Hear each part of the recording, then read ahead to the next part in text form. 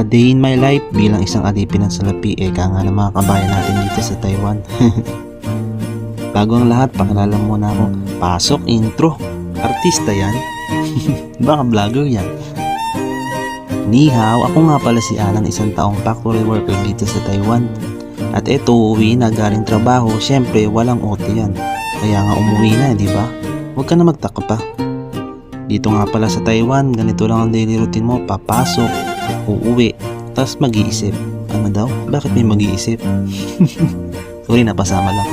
Siyempre, naglalakad tayo pa uwi sa mahiwagang kwarto ng kumpanya. Wow! Siyempre kitang parang masayang buhay pero malungkot yan, tampo yan.